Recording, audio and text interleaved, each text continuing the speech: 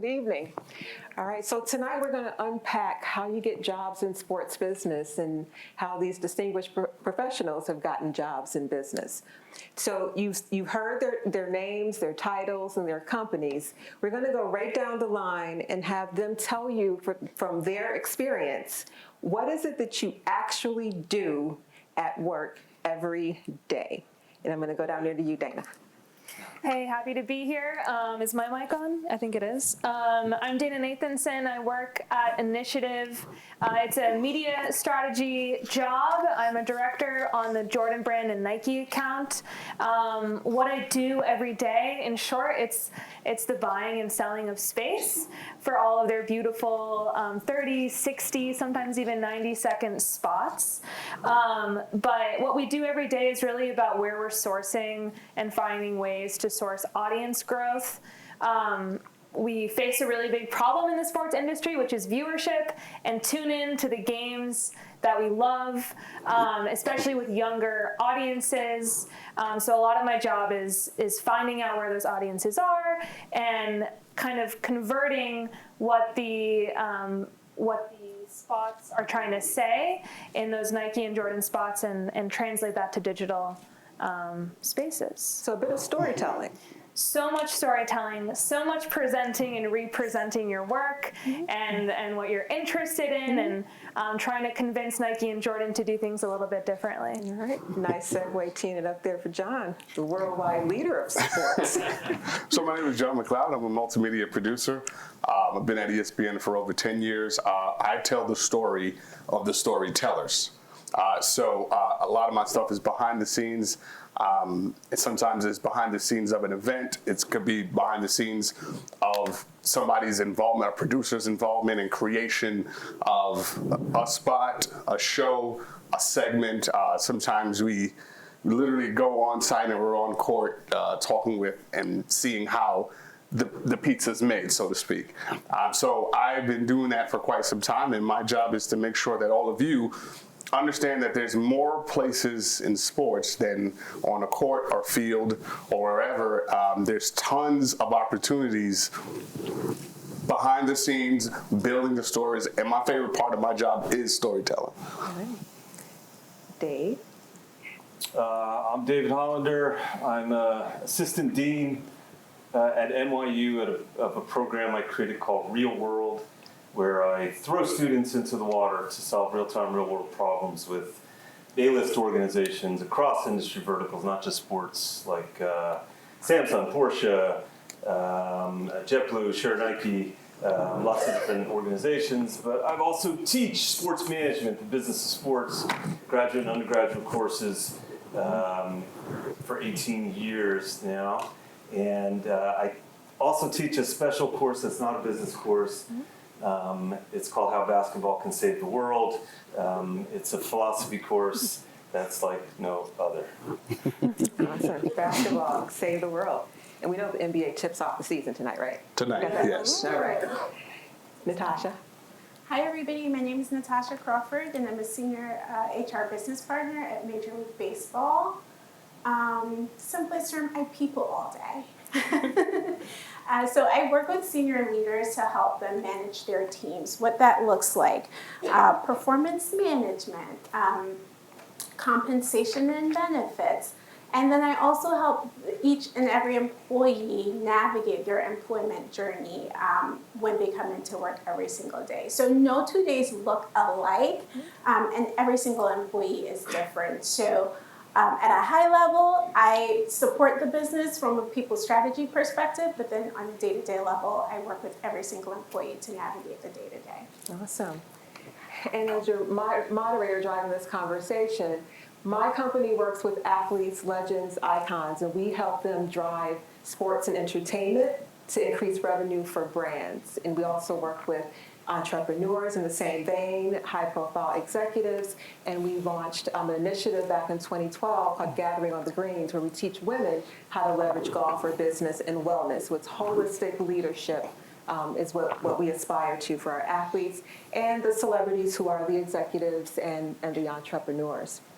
And so now that you kind of have a little bit of a background of what everyone on the stage does day to day in their business, we want to dive into the skills and professional growth area of how we get into sports business.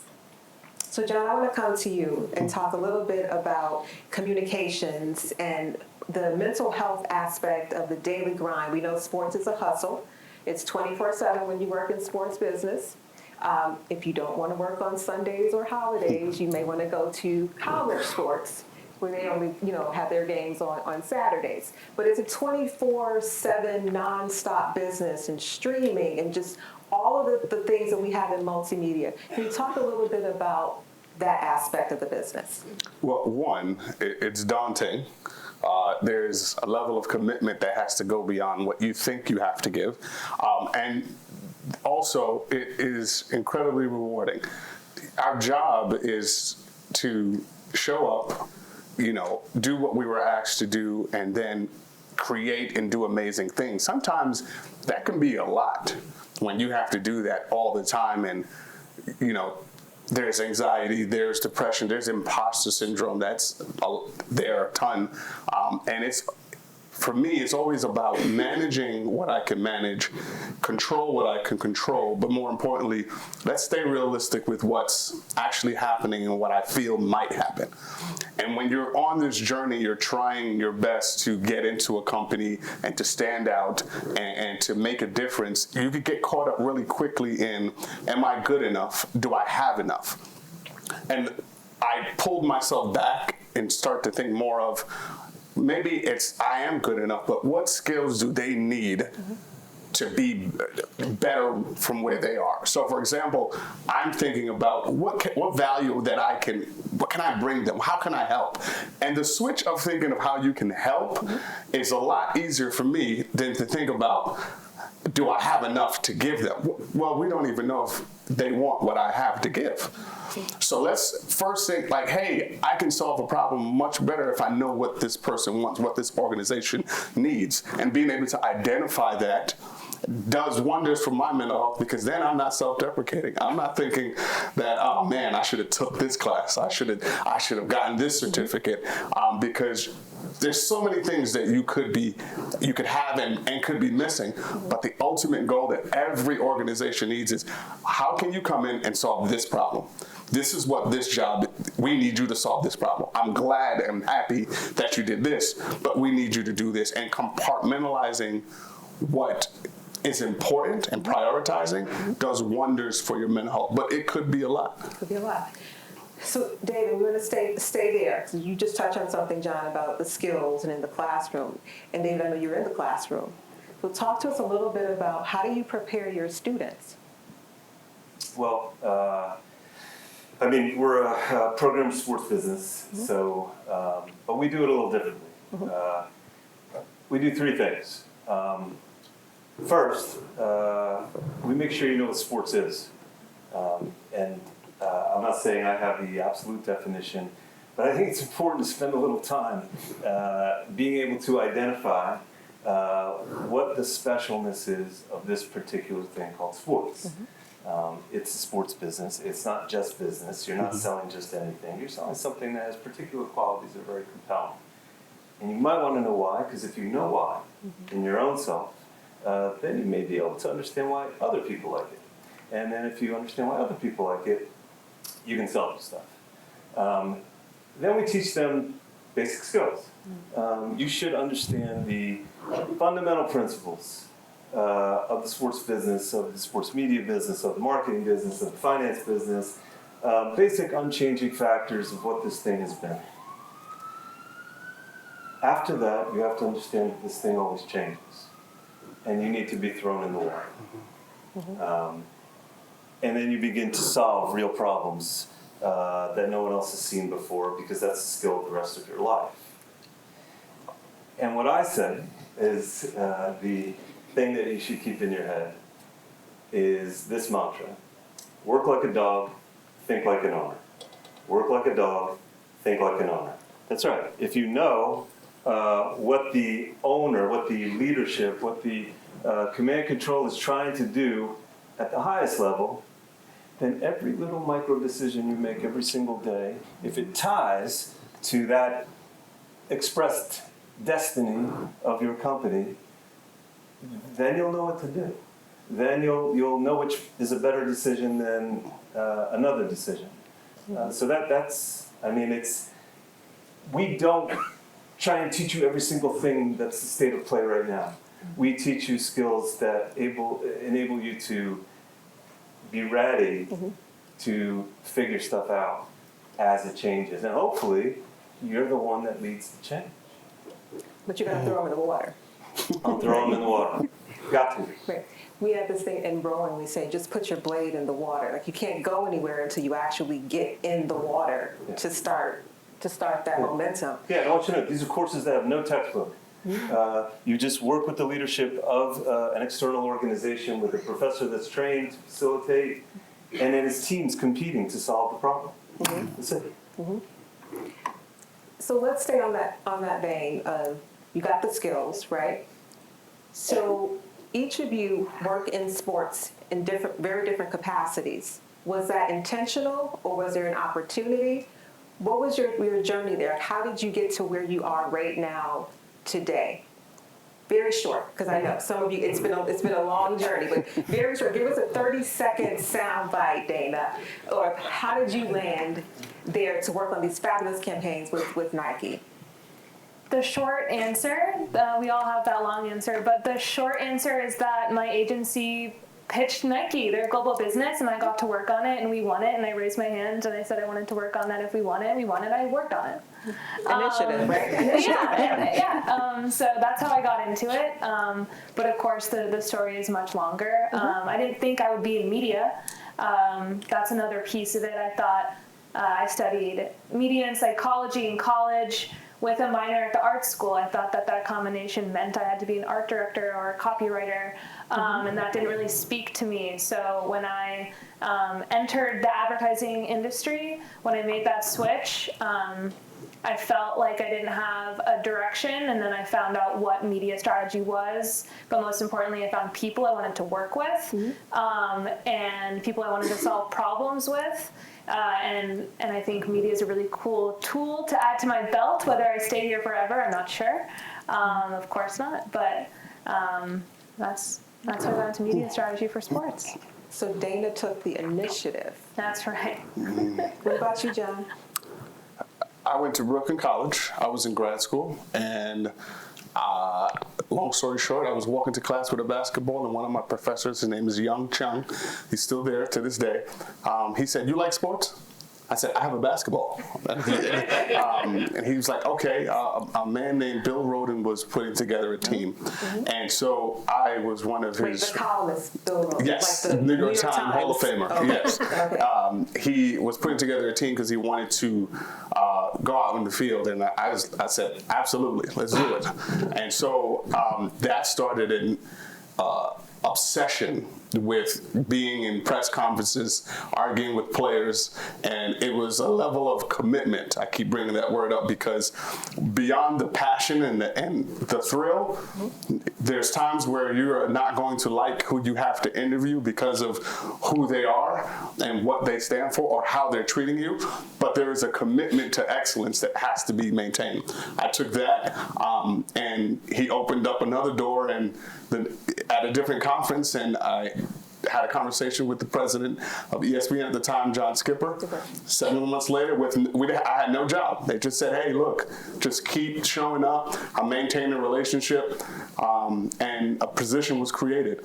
And so I told him, I said, "The biggest mistake that you're ever going to do is let the door crack open, because I'm getting in that room." And Chris LaPlaca, it was a mentor of mine and a great partner of the center, was the first person to give me an opportunity. And from there, I promised I would, one, never let him down, never let my family down, that commitment to excellence, and more importantly, never let my craft down. So it's that consistent strive for excellence that got me to this point. Right place, right time. What did you say, Dave? Basketball solves all the problems? So here I'm walking on campus with a basketball, and look at you now. Dave? I'm. None of this was planned at all. I shouldn't be here. It's a great source of amusement to all my friends at home that anybody listens to anything I say. I graduated college. I was a professional fundraiser for 4 years for big charity organizations. I'd tell CEOs and ask other CEOs for a lot of money. Then I went to law school. I went out of law school and did exactly what you're supposed to do. I went straight into marketing. I worked with a lot of artists. I liked it. It was fun. Then one day I accidentally pitched the New Jersey Nets on a television show, and they bought it. So I quit marketing, and I started learning all about television production. And then I said yes to managing a rock band, which was a big mistake. But it took me to a place called Arlene's Grocery, which is a popular live music venue in the Lower East Side. And I started producing big live events, film festivals, fashion shows. I was shown on TV, and I was down there for 6 years. And then I just started interviewing kind of a side hustle, famous athletes on the side for big media outlets. It became a book, and then they asked me to come to speak to students at NYU. And I never left. And you never left. Mm-hmm. Open to opportunity. But what I like about that is you had so many varied experiences that enable you to be where you are right now. Yeah, I think that's the fun of this life. You can do this thing. Yeah. Whatever this thing is. Mm-hmm. There's not a straight path. You had a lot of little helix going on in there. Natasha, what about you? Sure. So I thought I was going to be a psychiatrist, and then I realized I had to go to medical school, and I didn't want to do that. So I started in HR over 10 years ago. I've always been in HR. I started at a book publisher and kind of worked my way through, went to advertising, investment banking, made my way back to advertising. And that former manager that I've left probably this is my third time working for her, actually started at baseball about 3 years ago, maintained the relationship. She reached out to me, she had to build out a team, and that's how I ended up at baseball. So if you take nothing else away, relationships matter, they're important, and it's not what you know, most importantly, it's who you know. Yeah. I always say to people that, sports is a relationship-built business. You start out with this group, and then you move to another company, and then there's someone you met from a different company, Yes. and it just keeps going. And people typically like to hire people they know, like, and trust. And how do you know if you know, like, or trust someone? You typically have worked with them, and you've seen their body of work to know that you can trust that they deliver. Let's stay there and talk a little bit about the skill, because I know that's what some of you want to know. How do you crack to get in? Natasha, from an HR perspective, talk to us about, I know the scores of resumes that come through your desk. At a certain point in your career, everyone's resume has the same set of skills. So knowing that, and you only have one job, what makes that candidate stand out?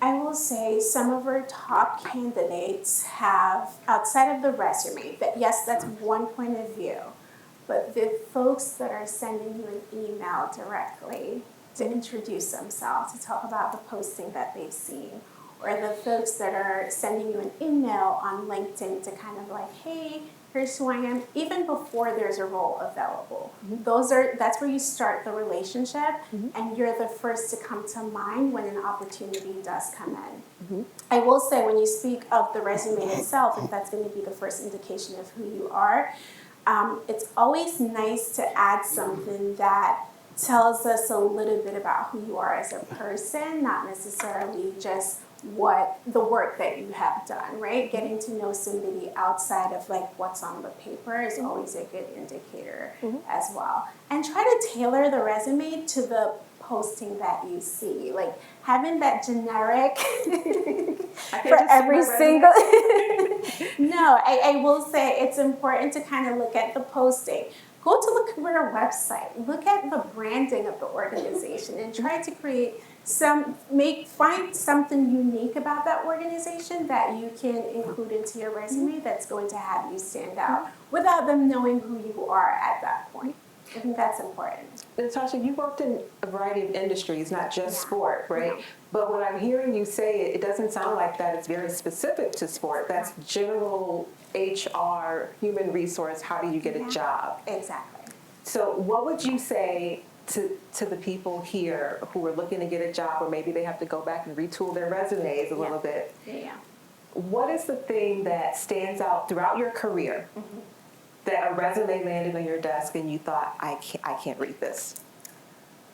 Because if they can't read it, you certainly can't get an opportunity to get an interview, right? Especially if you're early career, you should not have a 3-page resume. So let's start there.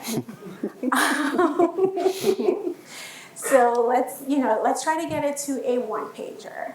And while some creativity is nice, you don't want to get overly creative, right? That can be a bit distracting and somewhat gimmicky. And depending on the role that you are trying to get, it might not speak to the person that they would want to bring in. So I would say try to tailor as much as possible. And then I think always making a connection to the brand is really nice. And don't be a super fan, especially in sports. It's nice to, we all have our favorites, but unless you're trying out for the team, we don't really want to know. You have to be thoughtful about that because that can be deemed a bit distracting. And why do you really want to be here? Because I promise you won't be hanging out with the players at all, right? And if they even come in, you probably can't talk to them. So you really just want to make sure that the value you bring is going to shine in your resume and you're not being overly excited and being a super fan. Yeah, I'll let you know a little bit of behind the scenes. We were talking back in the green room about that. The people looking for jobs and they get the interview, right? So you're kind of almost there, right? And they'll just talk about the sport and they'll run all the numbers like a statistician. It's that's not the job that we're hiring you for. What I want to know is, can you sell sponsorships? Can you sell? Can you market? Can you write copy? And I think it was John or Dave that said, think about the owner and then work like a dog. So when you're going for a job, think about what do they need and not so much as what you want. The hiring manager already knows you want the job. That's why you apply. But think about what do they need to hear from me about this job, not how many World Series and Super Bowls the team is won. Because you can learn that stuff, right? You don't even have to know that when you're going for the interview. And the last thing I'll add is, again, it's important to tailor the resume, especially if you're going to apply for multiple roles at the same company. You can't submit the same resume for a sales role, then the same one for a software engineer, and then a project manager, and it's the same exact resume. No. Can't do that? No. They're all coming to you, though, right? They're all coming to me. So then you know I really want a job. Yeah, but let me know which one you really want, right? You have to tailor it and be specific. Be specific. All right, awesome. Van, can I add to that too? Yeah, go ahead. I think a few tips that I learned early on too, especially with the resumes, that especially in the age of AI, these bots are reading your resumes and they have to be very tailored to how the bot is reading your resume, which just begs the point even more that life is really long, and it's a rich tapestry full of many people that you meet, from media to music and to sports. And you should really invest in just having a relationship with the people you want to work with. There's 4 of us up here, 5 of us up here. We all have very different roles in sports. I'm a media strategist at one agency, a media strategist at another agency. Could be a completely different role day to day. The way I got into this role was just by cold calling and emailing people, and talking to them about them and their roles. And after 6 months, one of them called me back with this job. And then the second thing I want to say is that there's an incentive when you work at a big agency sometimes to hire people that you know. There's a monetary incentive. And so if you are actually investing in those real relationships, it's really important. And then the last thing I want to say about that is the place that you work will love you to a certain extent, but it's the people you work with that are really important outside of your job and your role. So it all just comes back to building those relationships, because if you need a mentor outside of the clutter of your organization, that those are people that are there for you. Yeah, and that's a really good segue into building the connection. So, John, how do you start? How do you get a mentor? How do you build a network? How do you do it authentically? Because if I'm looking for a job, I want a mentor to give me a job tomorrow. See, That's the first thing. Like, you got to understand that your timeline isn't their timeline. Your need isn't their need. What the trick is to figure out what their need is and how can you solve that need. So if I'm looking for a production assistant, yeah, stats might be important to you, but can you handle a camera? Can I trust you in the field? Can you set up breakdown? Can you be professional? Can you email etiquette? Do you have that? Do you know how to communicate when you're not pressing record?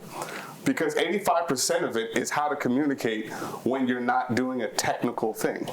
And so you start with people that you admire in the business and have conversations and ask yourself, why do you admire this person?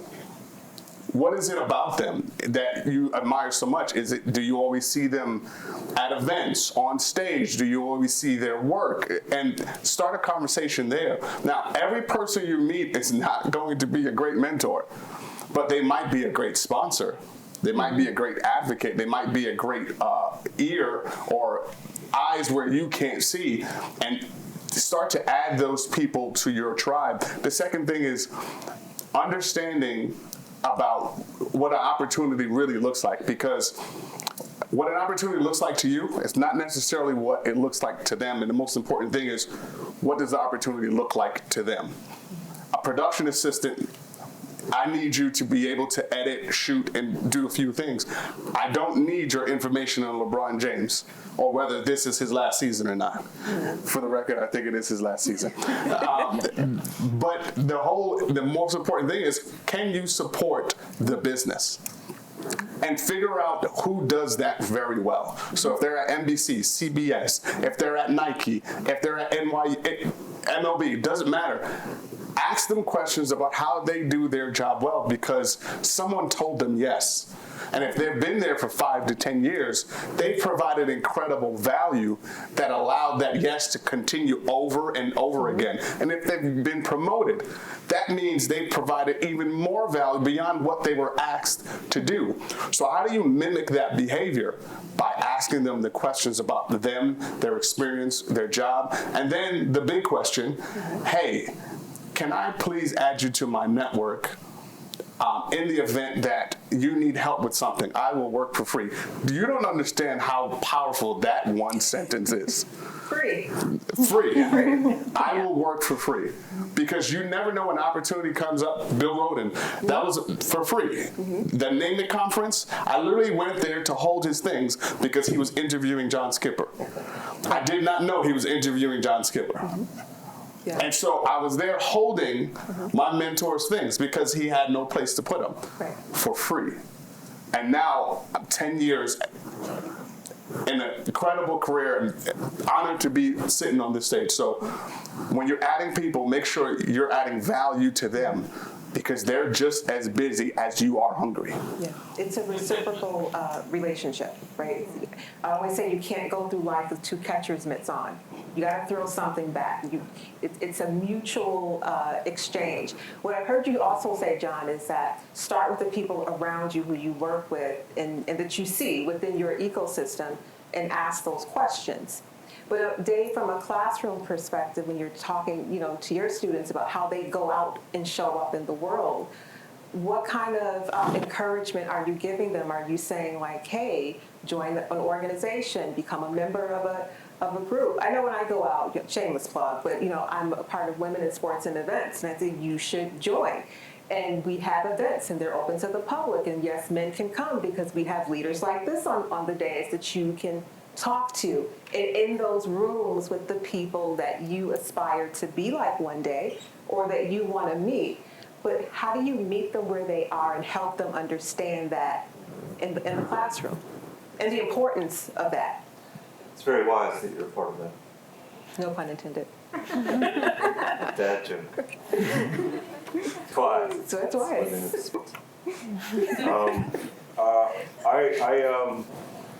I mean, I don't know if there's anything specific that I say you ought to join this or you ought to go to this. I do say as a general principle, show up. Woody Allen or whoever it was said 80% of life is showing up. That's right. If you show up, I can't guarantee you something is going to happen, but it might. And you're there, and it increases the chances of you meeting someone who can change your trajectory. If you don't show up, I can guarantee you nothing will happen. You got to be where the action is. You got to be where the people are. This whole thing of emailing and that kind of communication, it's not going to work. And largely, I think much of the application system for a job is broken. It is through bots and AI, and by the time it gets to someone like her, it's very difficult to break through.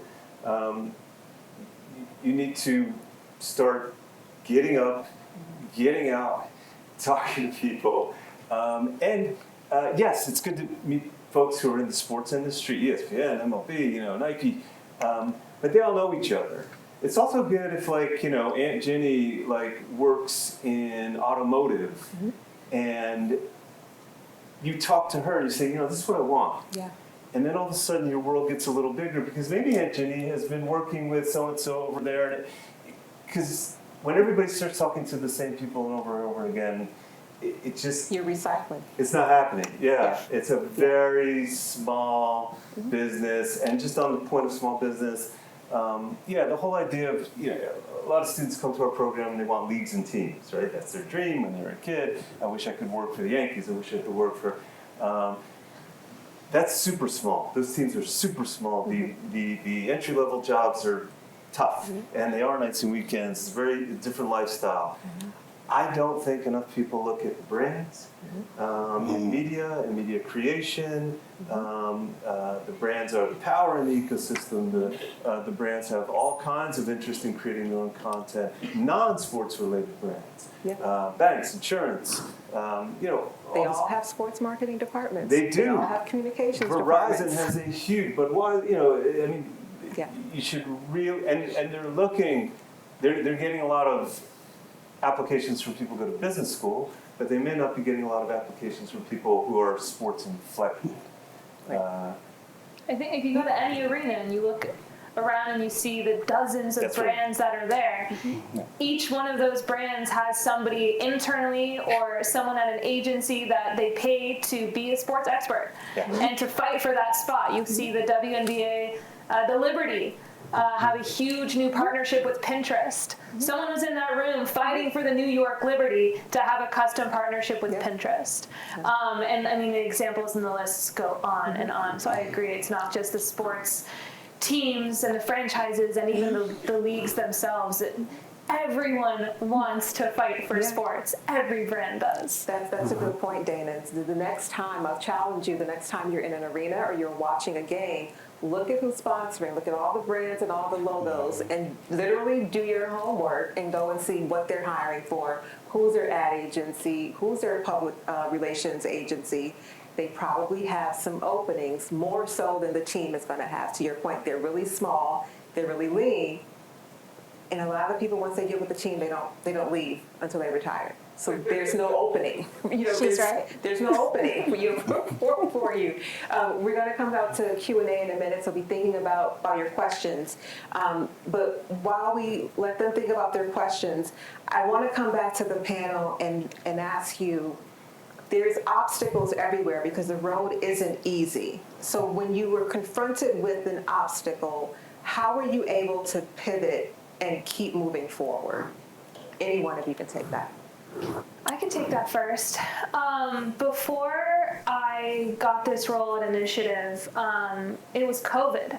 and I was working for the federal government at the Bureau of Land Management in Phoenix, Arizona. It's my first job out of college. I took it because I didn't want to move home to my parents, and I worked in PR. And if you were in New York City at that time, a lot of the internships that summer were canceled for the first time in really ever. And all of this young talent had nowhere to go. And so I take my hats off to these people that started this program called Indoor Recess. They only did it for that first summer. But it was a pitch competition. You were in a team of 8. You were assigned a role. I was assigned strategist. You were assigned a live brief. The brief was Twitch. And my team won out of 10 teams. And we got the opportunity to speak to the sponsoring agency, and I won't name who or which agency, but this person I had a one-on-one with told me to take my experience of the Bureau of Land Management off of my resume if I wanted to work in advertising. And I thought that was awful advice, because it was. Because I took that opportunity and I spun it to my advantage. No, I wasn't working in advertising, I wasn't working in media, I wasn't working in creative, I wasn't working in sports. But I was learning how to communicate with people. I was learning how to work with people from that certainly weren't in my generation, from the federal government, and succeed. And that looks really different for each person. But yeah, I think craft your elevator pitch. Get out there and control what you can control. You can't control the application process all the time and the resumes, but you can control how you meet people and how you show up. So yeah, I think that. So I want to come to you, Natasha. We know sports careers are evolving rapidly, right? What does that recent grad need to gravitate towards? What are you seeing on the ecosystem in terms of the emerging trends? Like, where are the jobs? Because we're feeling like they probably are not with a team, right? That should be the first choice sometimes. But where are they? Right now, the jobs are in the tech space. With everything going AI, there's big opportunities there. Most of our hiring comes from transitioning summer interns. So those are big. Seasonal hires, so the folks that work in our ballparks and such, whenever we have full-time openings, we'll convert them. And in the sales area as well. So sponsorship, when you think of that, there's a lot of opportunities there. But then also design, thinking of like the creative product design, like everything that you see, that's our mobile websites. There's a whole team that is dedicated to working on that. So it varies. You're taking notes, right? Like you're writing this down. She's telling you where the jobs are. Can I answer that? Get really good at creating content. Yeah. Get really good at creating content over and over. Make it snappy, make it different, and the better you get at that, because storytelling is everywhere and on every social media platform, where every brand already is, on television still, it's everywhere. And the better you can get with content, because media, it's not going away anytime soon, it's just going to evolve again. You want to have the skills to be able to contribute and solve the content problem, which is, how do I shoot this in a creative way to keep people watching? How do I put this story together, starting with the ending, so that they know what the ending is, but now they invest in how we got there. That is a skill that is invaluable, because executives can't do that, because they're focused on the business. They're focused on the relationships that you may not be interested in, or maybe you are, but if you're good at content, get better and maintain that skill, because somebody's going to come asking for that. Dave. Yeah, and I agree with everything that was said. A couple more emerging spaces. I would think about media creation in experiential marketing. So especially if you have digital skills. I don't, but I know that there's all kinds of interactive content creation in experiential marketing or experiential installations that are really becoming super interesting. Holographic stuff, and it's unbelievable what people are doing. I would also say that the live sports broadcast hasn't changed significantly in 50 years. Since Roone Arledge gave a 2-page memo. Look at people like maybe John DeMarisco, who does the Mets games on SNY, where he borrows from cinematic techniques, and he's created a totally different broadcast of a live Major League Baseball game. I think there's got to be a new way to do the innovations in live sports are coming, and I think you should be the ones to create them. And the last thing I would say is don't wait for someone to hire you to do this. Start creating it. The platforms are really easy. You can if you're a writer, write. If you're a video maker, make it. Start building a portfolio right now. Mm-hmm. And before we get ready for Q&A, I want to ask you something about the launch and getting in, right? A lot of people, they don't have to be students or fresh out of college, sometimes there are a lot of people career transitioning, and they want to get in sports. What is your take on getting your foot in the door, and what if it's not in your home city or your preferred city? What's your take on getting in the business and going geographically wherever the opportunity is? The pros of that, cons of that? I'll say that it depends on what your goal is. Don't move somewhere because you just want a job. Move somewhere where you want to make a difference in a company. So, for example, I'm from Brooklyn, New York. I went to Brooklyn College. I had never been to Connecticut in my life. Forgive me, but I thought Connecticut was about 4 states away. And when I realized it was a 2.5 to 3 hour drive, I was like, oh, that's not bad. I can make it home. So in the beginning, I drove back and forth. I never want to do that again. And so I was committed to it because this is where, from a child, I always said I was going to be. If you can ask anybody that knows who I was as a child and now, ESPN was always where I wanted to be. And how I got there was way different.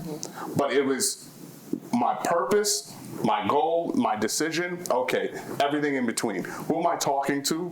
What value can I bring them? If they have opportunities, how can I do that for free? If they don't have opportunities, how do I add value with them in between? Who do they know that I can also support? Do you hear the mentality that I have? It is not about me, it's how I can help them. And the person that helps the most is the person that gets the most opportunity. So it's understanding that, yes, you have value and have worth, but you don't necessarily get to present that immediately. So how can you show them, give them a taste, and say, hey, look, this is what I can do. This is what I'm good at. Don't worry about it. I'd love to support you here, even if it's just holding somebody's stuff. It's like team player mentality. Yes. Yeah, just, advice, free advice for what it's worth, for folks just starting out. I wouldn't freak out too much about is this first thing I take a mistake, and then the rest of your career is a house of cards that will tumble if this isn't the right job. It's simply not true. It's not true. You could be in the Bureau of Land Management. Imagine I stayed. I mean, seriously, students come to me all the time but if this thing, it's not in sports, it's okay. Go. It won't, you can't make too many mistakes. At some point, it's going to solidify and the stakes get a little higher. But right now, it's okay. Don't put too much on this. You have time to recover if it's really a disaster. Yeah. And you know what? If you find out, I just spent 2 years doing this, I don't like it. It's good information. It's just a stepping stone. That's right. I think great advice I didn't receive because I didn't play a D1 sport, but in high school, a lot of coaches tell athletes, don't pick a school because you want to play on that team. Pick that school because you want to go to that school. Because what if you tear your ACL? What if you get injured? You're going to be at that school. So the moving question is interesting, I think. Don't go somewhere if you don't want to actually be there and be a part of that community. Yeah. Just be passionate about what you're doing. I also think, David, you make a really good point about not to worry too much about that first or second job, right? Because if you put that in perspective, you're learning something, you're getting a skill, right? And most skills are transferable.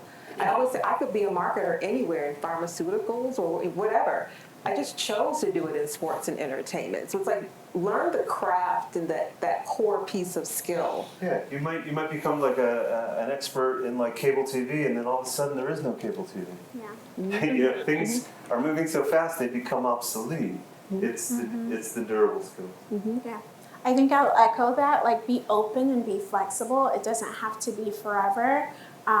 Personally, I thought I wanted to work in investment banking, and then I got there and was like, get me out of here. I hate this. So it's equally as important to understand what you don't want to do, just as much as it is what you do want to do. So be open and be flexible. We have tons of folks, especially starting out, who, again, start in part-time capacities. Might not be the role they wanted to, but they took it, and they do a really good job. So when a full-time opportunity comes about, they're credible, and they're the go-to for that full-time role. So, but I don't want to glaze over something you said that was really important about knowing what you don't want to do. Yeah. And a lot of times, knowing what you don't want to do is because you did it, right? Exactly. So she went into investment banking, was like, I don't want to do this.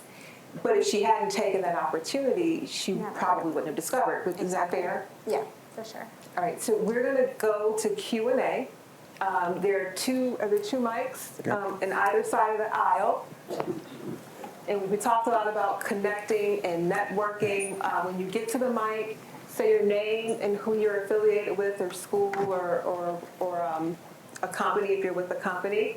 One question per person. Hi, my name is Oladoyan Ogunsola. I'm a recent grad. I graduated in May of 2024. I just left my first post-grad job. I just wrapped up a contract, and I'm kind of shifting into starting a women's sports media company that amplifies women and athletes working and playing in sports, women of color working and playing in sports. And this has kind of become my baby over the last few months. And my question to you, as people who have collaborated with different peers up until this point in your career, I should say, how do you kind of have that discernment of saying, okay, like these are people that I should kind of bring along to like build something with me, like these are people that will be serious about this, can pour into this, because I feel like there's so many people that you can take advice from. So your question is, how do you find people to collaborate with to help you grow your vision or your project or your brand? Is that it? Yes, specifically in the early stages too, when you're not making a ton of money from it, like people who are looking to build the foundation. I think that's a John question. Answer.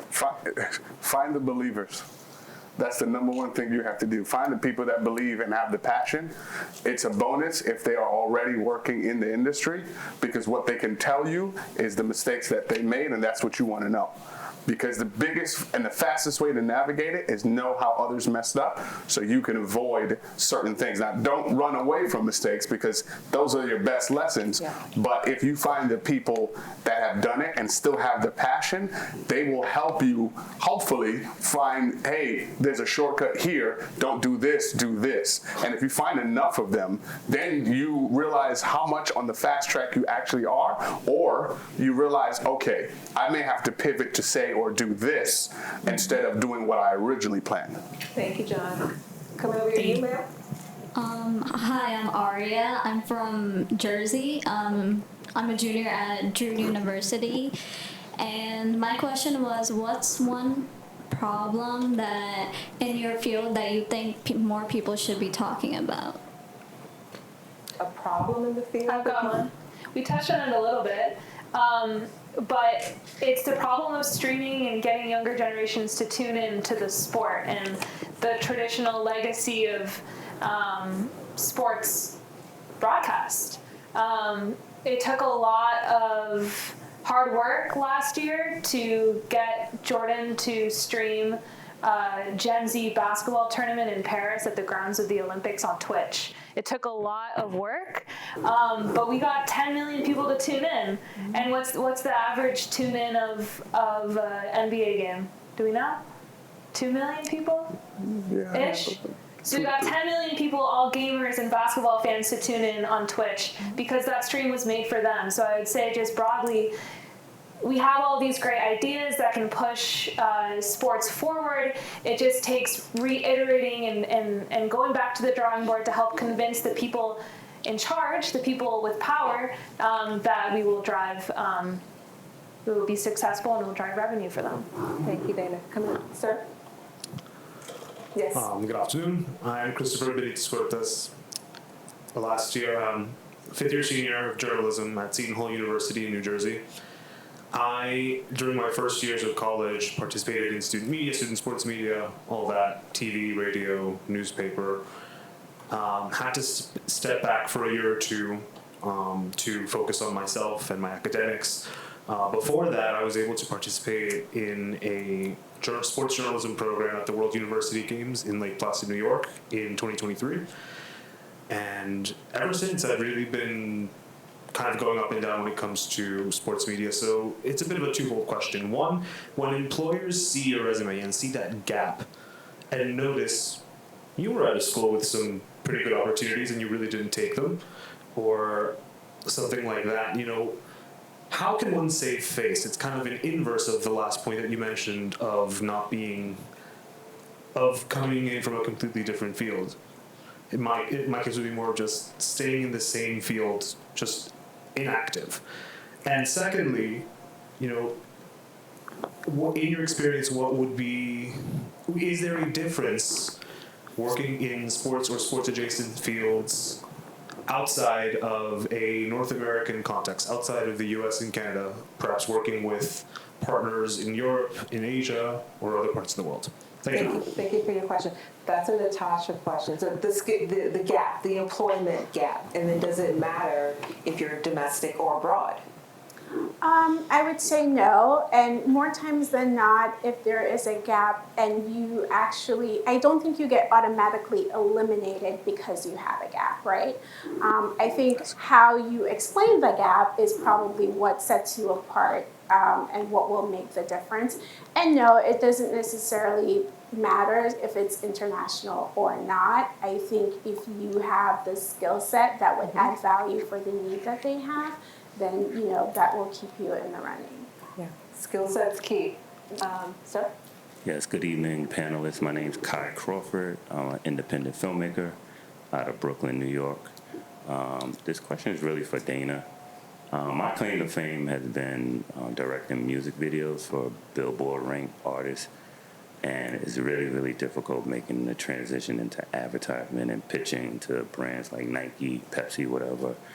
What does Nike or Jordan brand generally look for when selecting filmmakers or directors? And also, in the words of John, can you please add me to your network?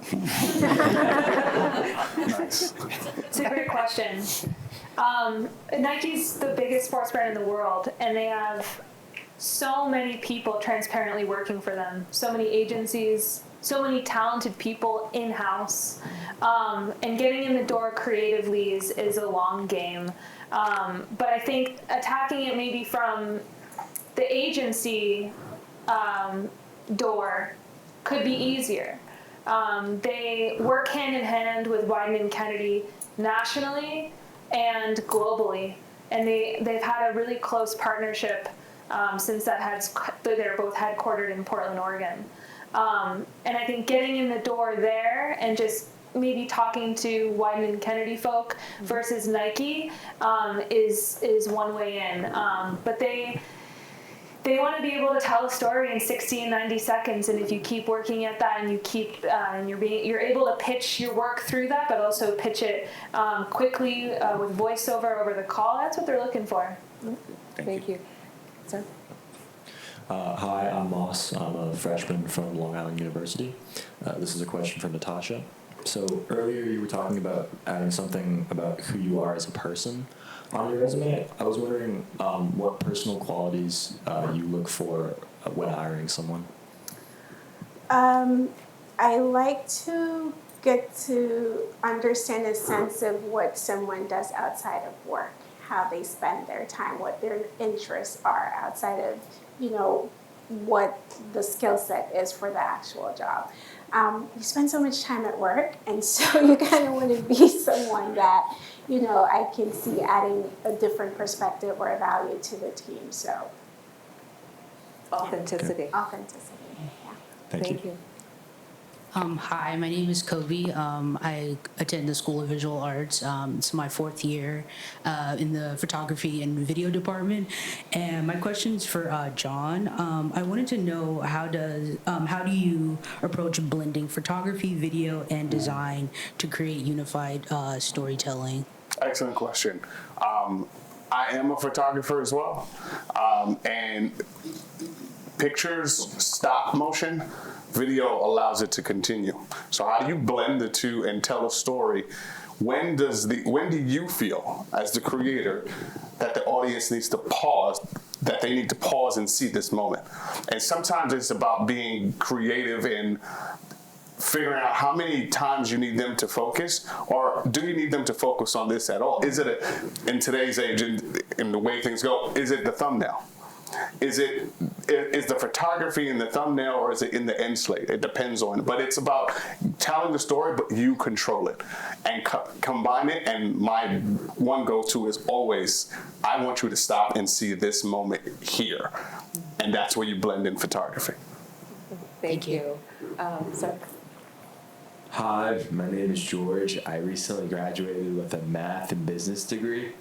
And my main focus coming here was trying to look into breaking into sports analysts, or just how can my data and analytical skills help break the way into the sports industry, and sort of just, someone with my background, how do I break into this kind of industry? Oh, I got this one. What's your degree in? I have an applied math degree and a business degree. So data and analytics. Yes. Gaming. FanDuel, DraftKings. Huge fan of FanDuel. FanDuel, DraftKings. Look for organizations that have data analytics. There are a lot of companies that teams and leagues get their data from. That's who will hire you. Thank you so much. Hello. First of all, thank you guys all for speaking. So my name is Jacob. I recently graduated from the University of Maryland, and it's been difficult trying to work into the sports industry. And so I guess my question was, how are you able to blend a sense of, remaining confident in yourself and knowing what you can do, with also considering that, maybe it's time to change my strategy or do something different, adjust my resume, kind of how can you advance yourself while also kind of remaining confident in yourself, but also being open to changing things? Where's the lack of confidence coming from? Are you sitting for jobs? When you apply to something and then you get an interview and you get rejected, or exactly. So I'm going to speak to the part about sometimes why you get a no from the job application. One, it's competitive, and every resume looks alike, and so they got to go with someone. They'll probably go with who they already know, like, or trust, because they know they can do the job.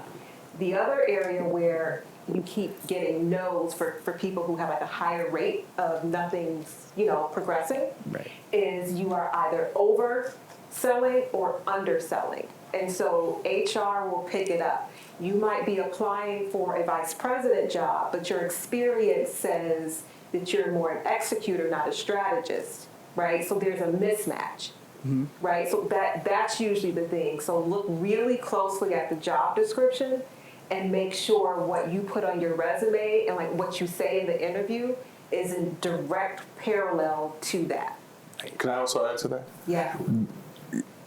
A resume tip that's very important, especially now, is do so much of the thing that you want to get hired for that you have amazing examples.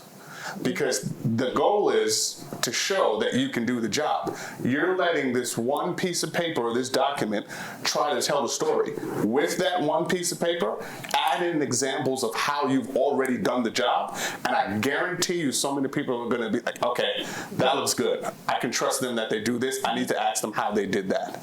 Versus reading and hoping and thinking that, okay, they might be able to do it if they worked here, if they work here. Here's some examples of how I've already done this. Here's how I can help you. And the more information and links that you hand out, or examples or pictures or whatever campaigns, the more valuable you become. Tweak your resume. Can I add one more thing to that too? A real example of that happening to me last week. We're hiring a couple. We've been in interviews for some associate director positions on my account, and you have all the information. You have what we need, the skills. Those applicants have seen all of those details. We've had an interview. They've asked me great questions. The applicant that stood out was someone that came back with a 10-page media strategy in a deck. And sent it to me and how to solve the problems that we were talking about. So I think really going back to how do you build those personal connections, and whether it's for this hire or the next time I have an opening, I'm going to think about that person. Who did the work for free. Who did the work Who gave you some insights for free. Yeah. And a lot of people won't do that. They'll say, that's consulting.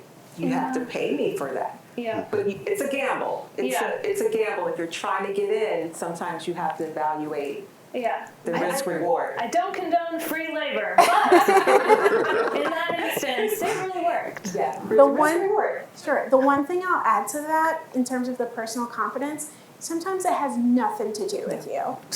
The role will get closed, the budget got cut, the team changed their mind.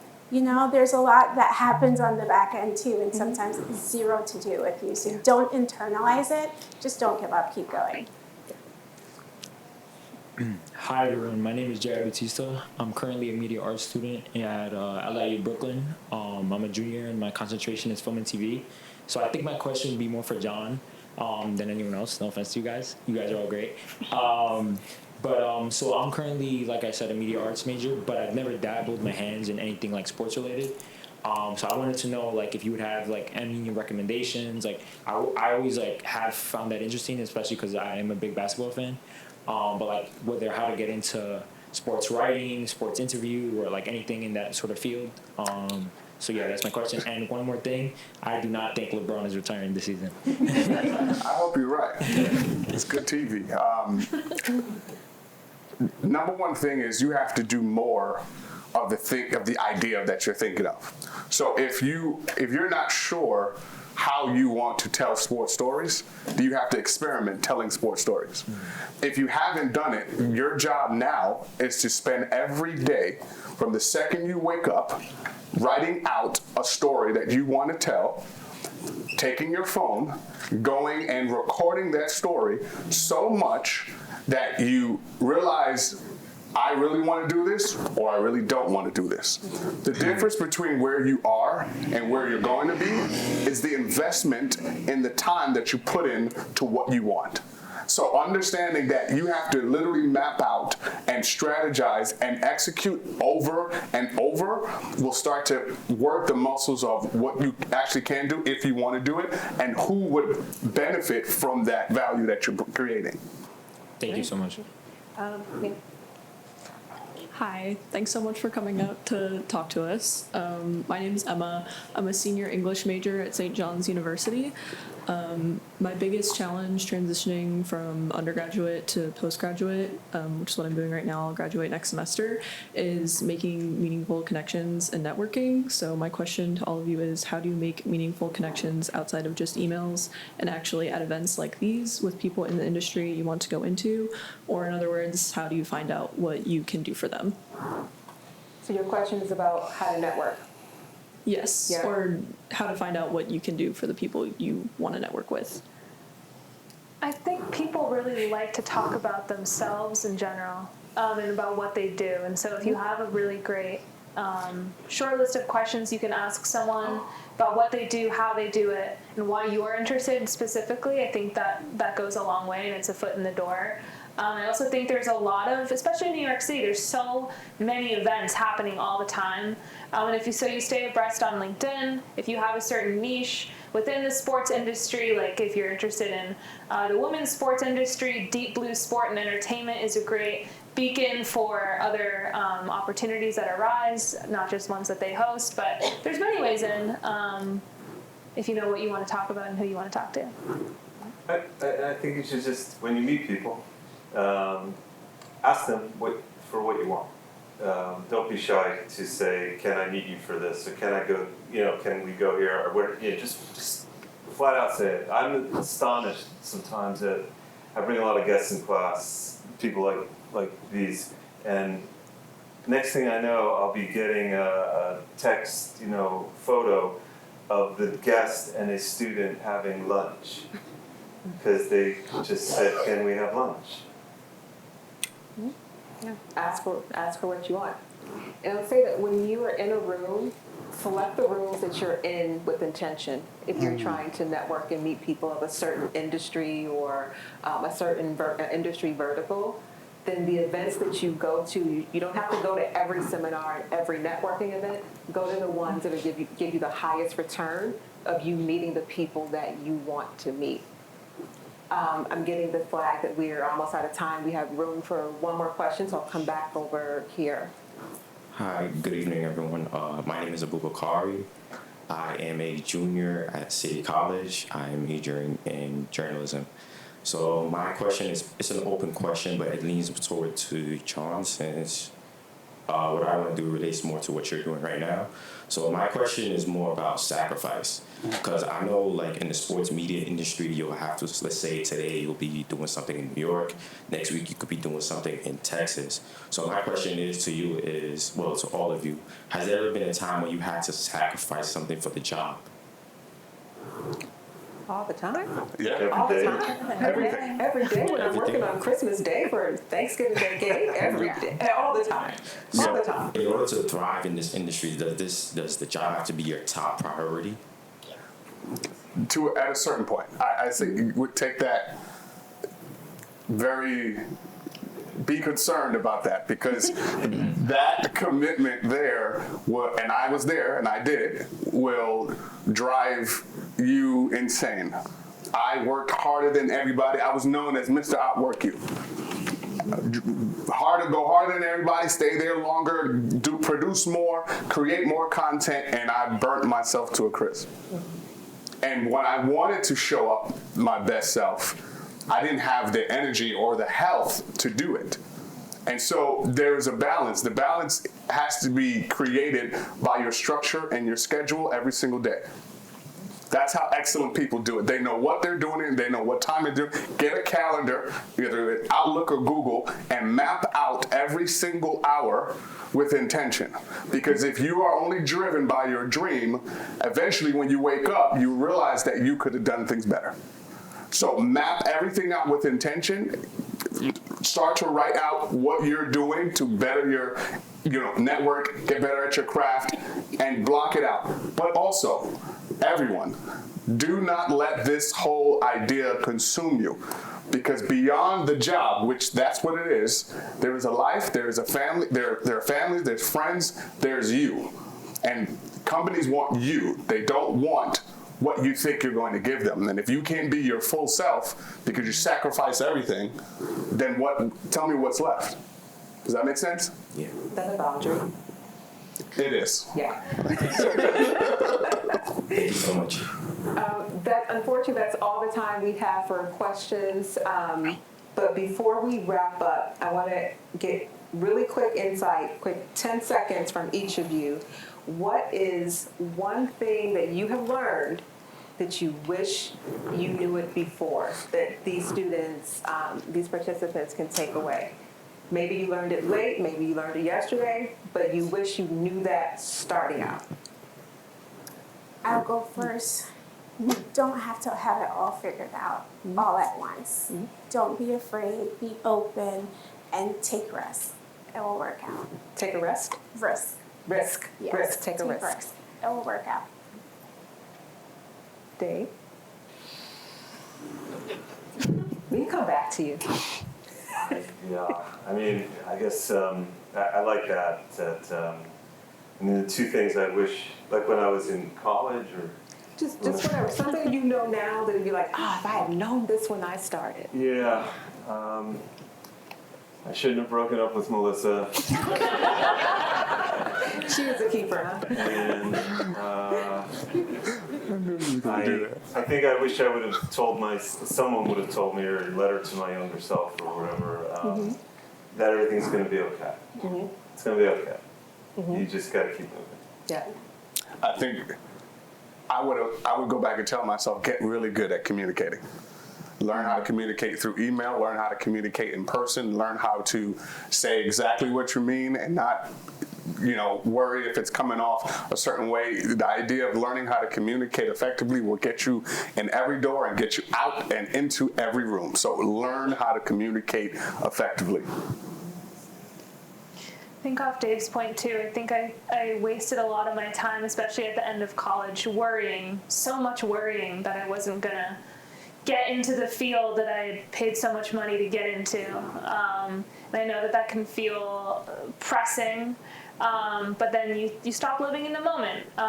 So just live every day with intention and curiosity and things will work out. And I'll close and say that everything that you're learning leads you to something else. You can't see it right now, but everything that you're learning leads up into something else. And you'll know it when you get there and you'll look back and say, oh, now it makes sense. So like all of the panelists were saying, don't worry too much about it, but you have to keep forward progress. You have to keep moving. Pivot. Don't lose sight of your goal or your dream, but be open to doing it a different way.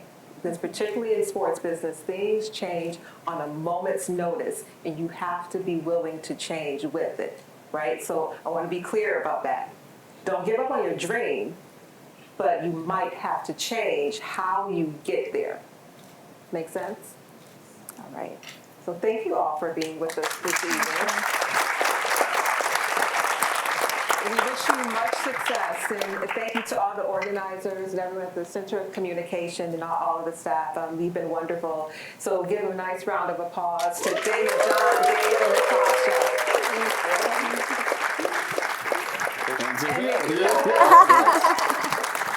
All right, have a good night, everyone. Get home safe.